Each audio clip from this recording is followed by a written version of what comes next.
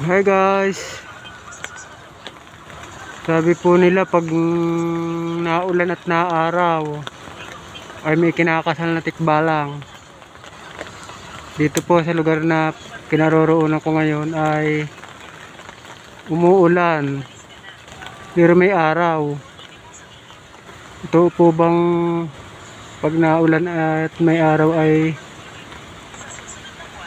may kinakasal na tikbalang? Yan po, may araw. May araw na ulan. Yan o. Naulan siya. Pero may araw.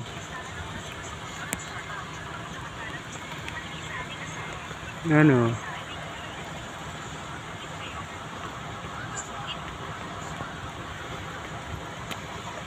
Umuulan. Pero may araw.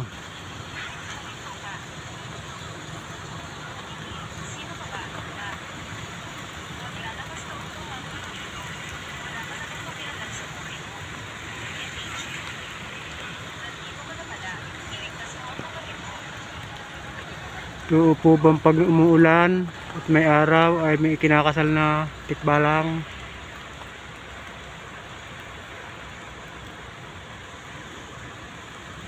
Yan po, umuulan.